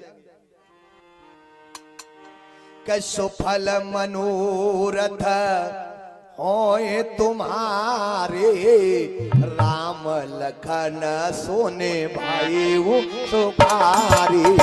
सुफल मनोरथ होए तुम्हारे, राम लखन सुने भाई वो सुखारी। सुफल मनोरथ होए तुम्हारे, राम लखन सुने भाई वो सुखारी। सुफल मनोरथ होए तुम्हारी, राम लखन सुने भाई वो सुखारी। सुफल मनोरथ होए तुम्हारे, अब बहुवचन लगा दिया यहाँ। वैसे धनुष टूट है तो विवाह किसका होगा? राम जी का। तो गुरु जी कह रहे हैं कि सुफल मनोरथ होए तुम्हारे, बहुवचन क्यों लगा दिया? क्योंकि त्रिकालदर्शी संत हैं, मंत्र दृष्टा है। तो गुरु जी ने देख लिया होगा कि विवाह तो चारों उनके होंगे, तो फिर अलग अलग आशीर्वाद देना पड़ेगा, इसलिए एक ही आशीर्वाद में सबको निपटा दें। तो सुफल मनोरथ होए तुम्हारे, आशीर्वाद दिया। इधर जब वो समय आया है धनुष यज्ञ का, धनुष यज्ञ का समय आया है मेरे भाई बहन, तो जनक जी ने शंकर जी से ये कहा कि मैं खुली आंखों से ब्रह्म के दर्शन करना चाहता हूं। तो दधीच मुनि की हड्डियों से बना हुआ पिनाक धनुष दे दिया। बोले इसकी पूजा करना, एक दिन वो ब्रह्म आएगा।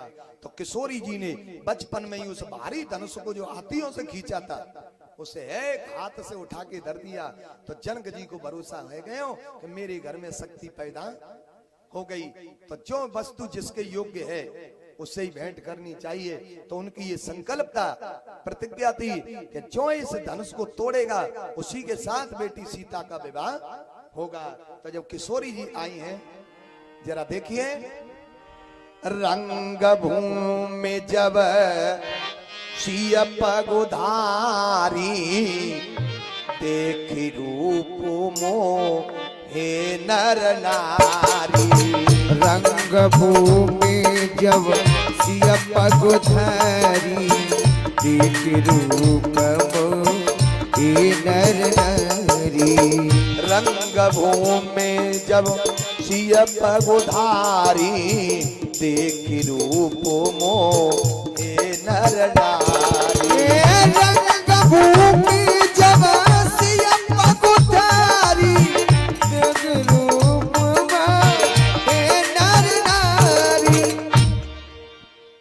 जब राम किशोरी जी को देखा तो देख रूप मोहे नर नारी। वैसे तो पगधारी भृगु महाराज का पद चिन्ह वक्ष स्थल पर भगवान के, लेकिन यहाँ देखा कहा है कि देख रूप मोहे नर नारी। वो ये भी लिखा है कि मोहे नार नार के रूप। यहाँ जो वर्णन किया है कि देख रूप मोहे नर नारी, ये स्वरूप का वर्णन है। और ये जो कहा है कि मोहिन नार नार के रूपा, तो इसका व्याकरण से देखते हैं कि नारी का अर्थ होता है काम। नारी का अर्थ होता है काम। नृणाम अरि षष्ठी तत्पुरुष। व्याकरण से देखते हैं नृणाम अरि षष्ठी तत्पुरुष। मनुष्य का दुश्मन कौन है? हृदय का रोग काम। तो एक महिला नृणाम अरि षष्ठी तत्पुरुष, तो एक दो महिला बैठी है या 10 बैठी है, एक महिला के स्वरूप को देख करके दूसरी महिला के हृदय में काम जागृत नहीं हो सकता। इसीलिए कहा है कि मोहिन नार नार के रूपा। नारी का अर्थ है काम, लेकिन यहाँ वर्णन है, ये स्वरूप का वर्णन है। तो किशोरी जी और भगवान को देख करके सम्मोहित हो गए। जैसे ही ये कहा है जनक जी के सेवकों ने, क्योंकि जहां का जैसा राजा वैसी प्रजा। जनक जी के सेवक कहते हैं कि हे राजाओ, नृप भुज बल विदु शिव धन राऊ और गरु कठोर विदित सब का। आपको पता है हमारी प्रतिज्ञा है महाराज की कि जो इस धनुष को तोड़ेगा उसी के साथ किशोरी जी का विवाह होगा। और आपका बल चंद्रमा के समान है। अब वहां सूर्य वंश का सूर्य बैठा हुआ है, तो चंद्रमा की चर्चा करने की क्या जरूरत है भाई? रात्रि में चंद्रमा का प्रकाश देख के कोई चर्चा करे चंद्रमा में कितना तेज है तो ठीक है, लेकिन दोपहर में अब चंद्रमा दिखाई दे रहे हैं क्या? चंद्रमा का कोई अस्त्र तत्व नहीं है। क्यों? कि वहां सूर्य वंश का सूर्य बैठा हुआ है। लेकिन चंद्रमा का नाम क्यों लिया जा रहा है? चंद्रमा का नाम वो सेवक इसलिए ले रहे हैं कि चंद्रमा में काला धब्बा है, काला दाग है। तो जनक जी के सेवक कहते हैं कि हे राजाओं, जैसे चंद्रमा में काला दाग है, ऐसे ही तुम्हारे बल में काला दाग है। काय को? अभिमान का, अहंकार का। और किशोरी जरा देखिए, चंद्रमा का जन्म कहां से हुआ है? समुद्र से। और लक्ष्मी का जन्म कहां से हुआ है? समुद्र से। दोनों बहन भाई हैं, तो बहन भाई के गले में माला पहनाए, ये शोभा तो नहीं देता? बहन भाई के हाथ में कलावा राखी बांधे तो अच्छा लगता है। तो कहते हैं कि हे राजाओ, लेकिन राजा लोग अपनी बाह चढ़ाने लगे, इस धनुष को तोड़ेंगे और इस लड़की के साथ विवाह करेंगे। जो मूर्ख थे, विचारवान कहते हो भैया काय को बाप दादाओं की धूल में मिला रहे हो, शांति से बैठो, विवाह तो वो लड़का बैठा है उसके साथ ठीक रहेगा। लेकिन अच्छा, आप में तो हिम्मत है नहीं, हमको भी कमजोर बना रहे हैं, भागो यहाँ से, तुम क्यों आए फिर? है हम धनुष को तोड़ेंगे।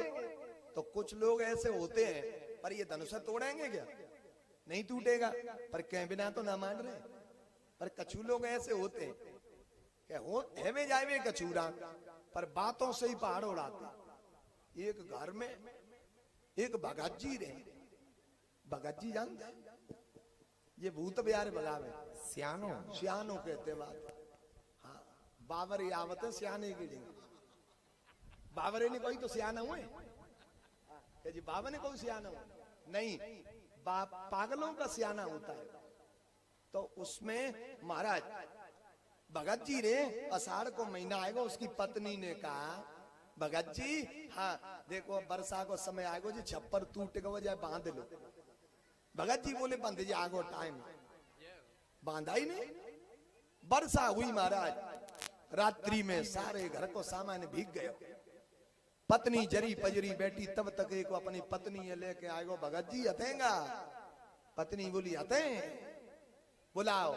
पत्नी भीतर गई और कहा कि वो आए गए जाओ मरीज आ गए। महाराज क्या बात है महाराज, जा पे बड़ो जिंदू है, क्या है, सारी रात नहीं सोने देता, रोती है कभी हंसती है। अच्छा बेटा बाने टूरो महाराज नीम को झोंका और बिठा के 2-3 बार हाथ लगाई धरती से। अच्छा एक मंत्र बोलते हैं पर समझ में ना आवत, एक ही मंत्र सुनाई आपने बड़ बड़ बड़ बड़ छू छू, बस वो छू सुनाई देती और कुछ सुनाई नहीं देता। पत्नी देख रही थी कि ये मंत्र क्या बोलता है, पति देखूं तो सही। अब वो कह रहा है आकाश बांधू, पाताल बांधू, मरकट का मसान बांधू, 7 समुद्र बांधू, छू।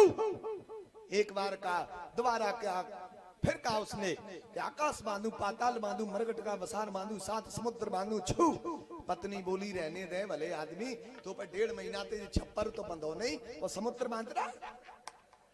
तो कुछ लोग ऐसे होते हैं कि होने जाने वाला कुछ नहीं है, लेकिन पीछे बातों से नहीं हटेंगे। लेकिन जब ये कहा कि जो धनुष को तोड़ेगा उसी के साथ सीता जी का विवाह होगा, तो एक चला महाराज।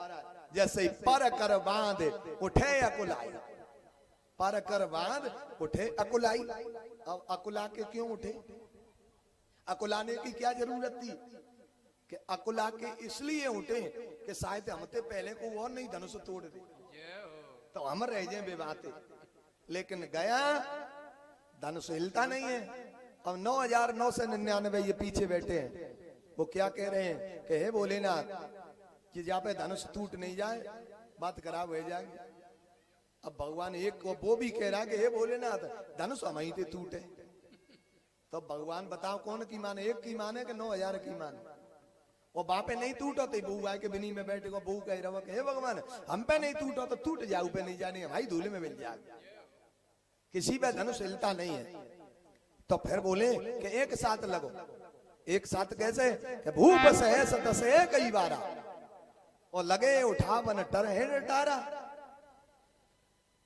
अब 10,000 राजा एक साथ धनुष तोड़े। एक ने कही काहे हाँ कि फैसला करो काई बात को कि धनुष टूटू जागो तो ब्याह कौन के संग होगा, ब्याह तो एक ही के साथ होगा। और ये 10,000 तोड़ रहे हैं धनुष, तो फिर वो एक कौन होगा, कोई मानेगा कि तू हट जा मुझे ब्याह कर लेंगे। महाराज पहले फैसला करो, एक बोलो कि वो तो बाद में होगा क्या कि फिर लड़ेंगे, पहले धनुष तोड़ा और फिर लड़ेंगे। लड़ने का मतलब कि जो जीतेगा लड़ाई में युद्ध में उसी के साथ विवाह होगा। सोच खराब हो गई ना। ऐसा गठबंधन जिनकी सोच खराब है, ऐसा संगठन कभी देश और लोक हित का कार्य कर नहीं सकता मेरे भाई बहन। जैसे ही देखा तो धनुष नहीं हिलता है, शंकर जी ने 300 सेवक बिठा दिए धनुष के ऊपर। शंकर जी ने 300 सेवक बिठा दिए, धनुष नहीं हिलता है। राजा बैठ गए। तमक धरे धन मूल नृप उठाए न चले ल जाए। तब जनक जी ने कहा तजो आस निज निज गृह जाऊ, तजो आस निज निज गृह जाऊ, तजो आस निज निज गृह जाऊ, तजो आस निज निज गृह जाऊ, लिखा न विधि पे विवाहू, लिखा न विधि पे विवाहू। जाओ बस हो गया ब्याह। मुझे पता होता कि क्षत्रियों से भी पृथ्वी होगी, जो जनते बिन वट वो विवाही, तो अपन कर करते उन हंसाई। मुझे ये पता होता कि क्षत्रियों से विहीन पृथ्वी हो गई तो मैं ऐसी कड़ी प्रतिज्ञा नहीं करता। अब कहतो इधर रहिए राजाओं से और एक नजर डाले हैं लक्ष्मण जी की तरफ। जैसे ये कहा कि क्षत्रियों से विहीन पृथ्वी हो गई, लक्ष्मण जी खड़े हो गए। लक्ष्मण जी खड़े होते हैं, कहते हैं राजन क्षत्रियों से विहीन पृथ्वी बताने में संकोच नहीं होता। जो तुम्हार अनुशासन पावो कुंदक एव ब्रह्मांड उठावो कमर लाल जिम चाप चढ़ावा और जो जन सत प्रमाण ले आवा। लखन सकोप बचन जब बोले डगमगाए महे दिग्गज डोले। जो मुझे पता होता है कि तुम राजन क्षत्रियों से पृथ्वी बताने में संकोच नहीं होता, भाई का आदेश नहीं है, नहीं तुम्हारे धनुष की तो चलती क्या इस ब्रह्मांड को उठाकर कई योजन दौड़ जाऊं और कच्चे घड़े की तरह फोड़ दूं। एक संत कहते हैं कि लक्ष्मण ने देर कर ली, काहे? अरे लक्ष्मण जी पहले ही खड़े हो जाते तो राम जी भी खड़े हो जाते। बोले ऐसा क्यों? लक्ष्मण जी छोटे हैं और राम बड़े हैं, लक्ष्मण के खड़े होने पर राम जी क्यों खड़े होंगे? बोले देखो एक तो ये रिश्ता है ही राम जी का, भाइयों का, छोटे बड़े का, लेकिन राम और लक्ष्मण जी का एक और रिश्ता है। वो कौन सा है? कि राम जी कौन है और लक्ष्मण जी कौन है? लक्ष्मण जी हैं डंडा और राम जी हैं झंडा।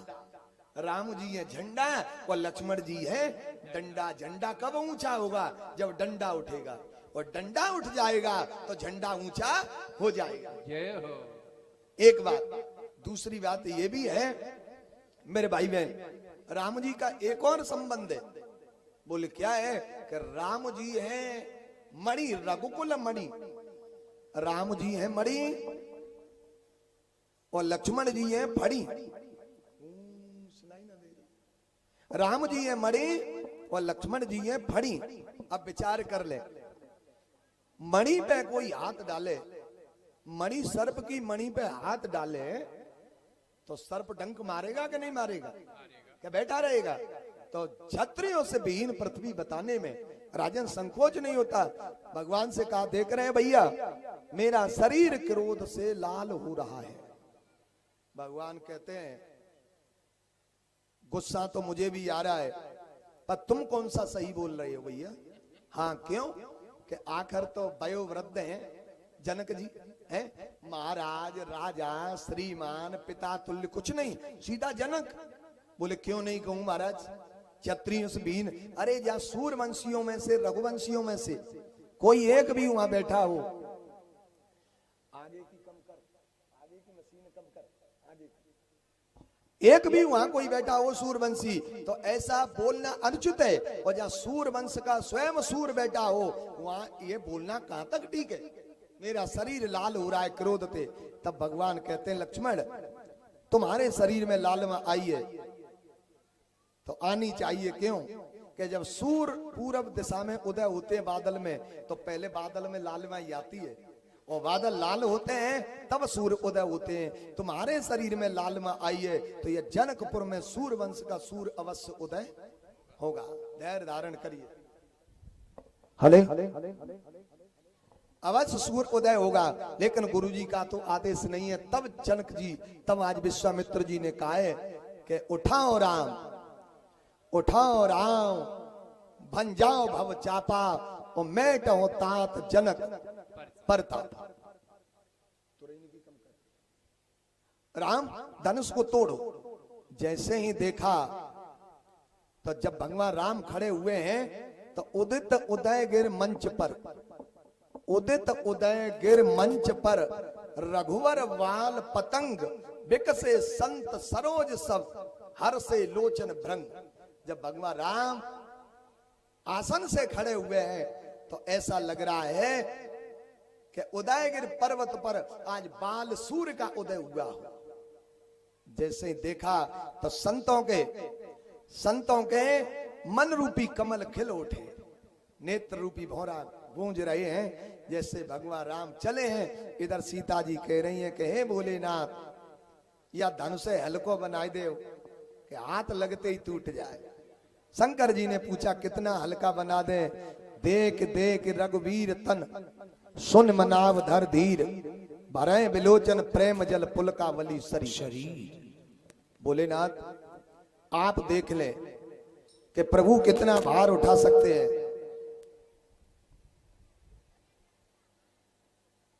प्रभु कितना भार उठा सकते हैं, उतना हल्का बना दो। अब इधर सीता जी कह रही हैं हे गणेश भगवान तुम ही प्रथम पूज्य हो, तुम ही धनुष का भार कम कर दो। गणेश जी ने कहा हम कैसे बड़े हैं? बोले हमारे यहाँ बड़ा उसे नहीं मानते हैं कि जिसका वजन बड़े बड़े लोग नहीं उठा सके। हमारे यहाँ बड़ा उसे मानते हैं कि जिसका वजन छोटा भी जीव उठा ले। गणेश जी की सवारी क्या है? चूहा। जिसका चूहा भी वजन सहन कर ले उसे हमारे यहाँ कहते हैं प्रथम पूज्य श्री गणेश भगवान। अब धनुष से सीता जी कह रही हैं कि तुम ही हल्के हो जाओ ना। धनुष ने कहा हम हल्के हो जाए? समाज में कोई हल्का होना चाहता है क्या? हल्के लोग भी भारी बन के बैठते हैं और तुम हम भारी होते हुए हमसे कह रही हो कि हल्के हो जाएं। वजन कहां ले जाएं अपना? हल्के हो जाएं तो वजन कहां ले जाएं? सीता जी बोली वजन इन राजाओं पे डाल दो। जय हो। तुम तो इतने भारी हो गए हो कि उसे हिलाने से भी नहीं हिल रहे हो और ये बेचारे इतने हल्के हैं कि ये बिना हिलाए हिल रहे हैं। तो कछु तो इन पे वजन डल जाएगा तो भारी हो जाएंगे। और तो कि समाज क्या कहेगा हम हल्के हो जाएंगे तो? सीता जी ने कहा समाज की तरफ मती देखो, हो हरु रघुवर है निहारो, तुम तो भगवान की तरफ देखो। आज भगवान ने प्रणाम किया धनुष को, संतों को, माता पिता को मन से प्रणाम करते हैं और अपने पैर का अंगुष्ठ धनुष के भाग पे लगा दिया और एक भाग उठ के चला। जैसे कभी बादल में बिजली तड़पती है तो देखने वालों की आंखें बंद हो जाती हैं, वही दशा यहाँ हो गई कि किसी ने देख नहीं पाया तब तक उठा के धनुष के दो भाग किए। तेई क्षण मध्य राम धनु तोरा, तेई क्षण मध्य राम धनु तोरा, तेई क्षण मध्य राम धनु तोरा, क्षण मध्य राम धनु तोरा। हरे भुवन धोने घोर कठोरा,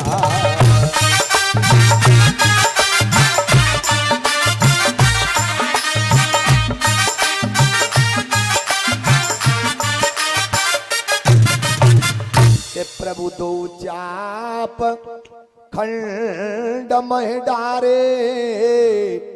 और देख लोग सब भय सुखारे। धनुष तोड़ दिया, लेकिन अब यहाँ एक व्यक्ति ने कहा देख लोग सब भय सुखारे, सबको सुख मिला। लेकिन धनुष से पूछा कि तुम्हें तो दुख भयो होगा। धनुष बोला हमें क्यों कि तुम टूट गए। धनुष ने कहा कि हम टूट गए तो अच्छा हुआ।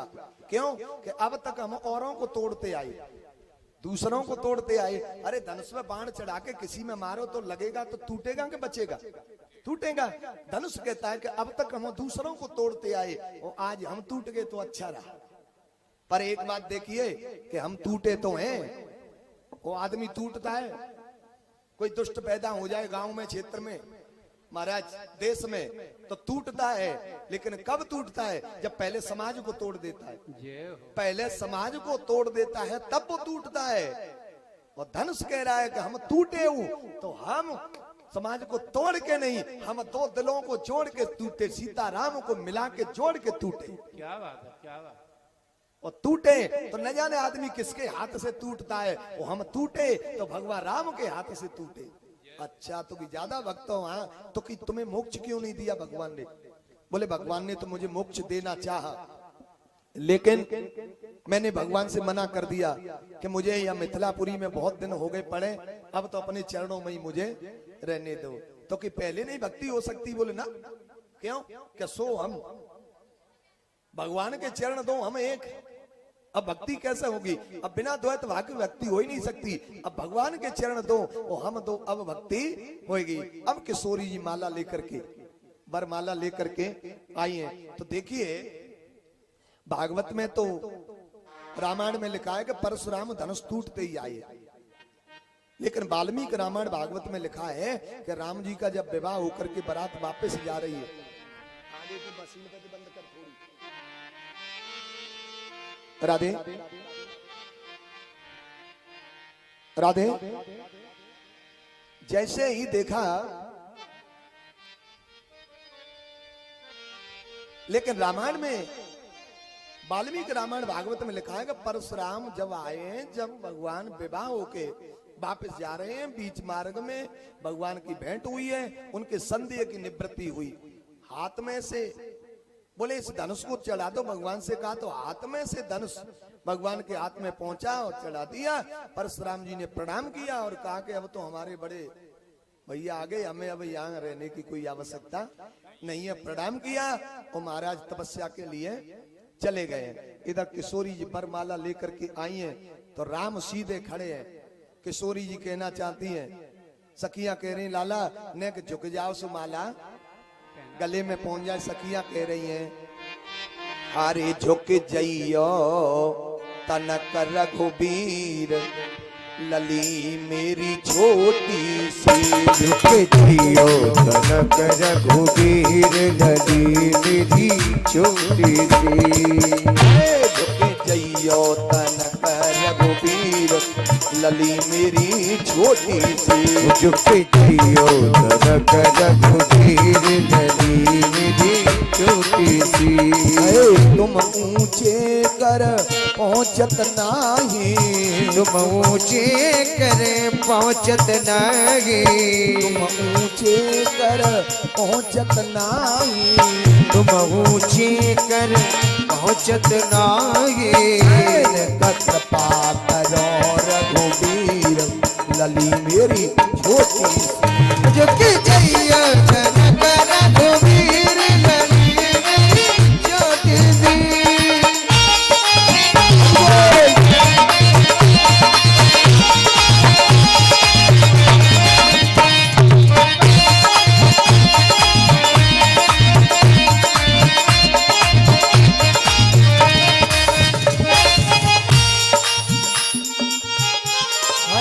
बिन माला नहीं मिले जानकी।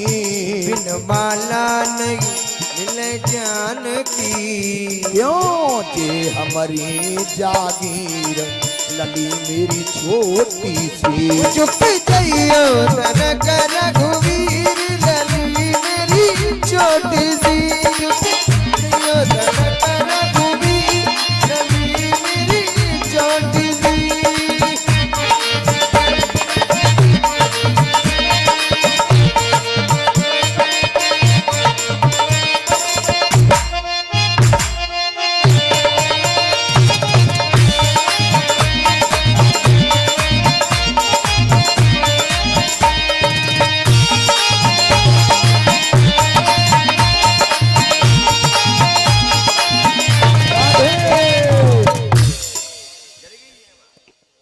आज सखियां कह रही लाला झुक जाओ।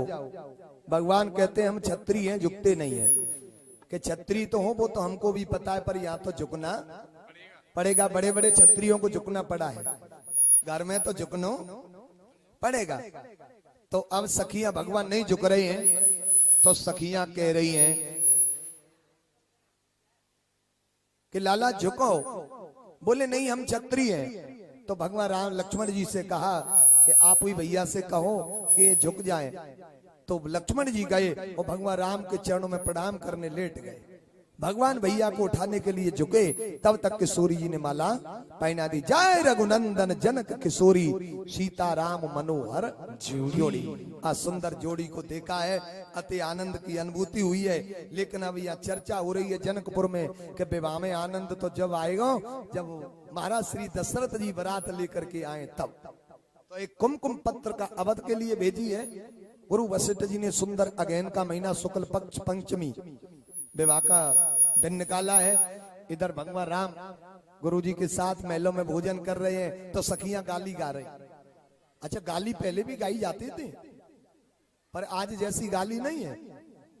आज की गाली नहीं है, आज की गाली गाई जाती है तो वो तो सब सुनते ही हैं तुम। लेकिन सखियां जनकपुर में भगवान को गाली गा रही हैं, तो कैसी गाली गा रही है जरा ध्यान दे।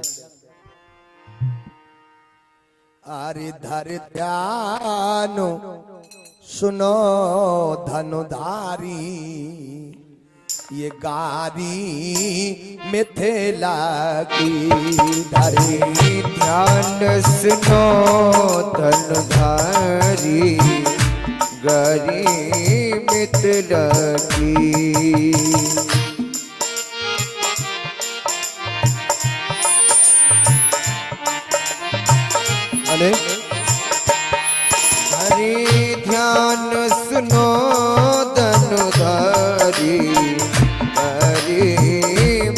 लगी। अरे ध्यान सुनो धनुधारी गारी मिथिला की। धरे ध्यान सुनो धनुधारी गरी मिथिला की। सखियां गा रही है लाला। धनुष जगे सुने ब्याह उमंगों में। धनुष जग सुनी या गई उमंग में। बिन चिट्ठी को शिक मुनि संग में। बिन चिट्ठी को शिक मुनि संग में। सखियां कह रही लाला आप आए तो है ना विवाह करवे, नौता तो तुम्हारे लिए गए हो ना। धनुष यज्ञ सुन ब्याह उमंग में। बिन चिट्ठी कौन से मुन संग में। आए बने आए कमादल धारी गारी मिथिला की। करे ध्यान सुनो धनुधारी गारी मिथिला की। धरे ध्यान सुनो धनुधारी गारी मिथिला की। और सखियां कह रही हैं अये गौतम मुनि तिय मध्य शिला के। गौतम मध्य शिला की। प्रगट करी पग दूल्हे झुला के। प्रकट करी पग धूल छिला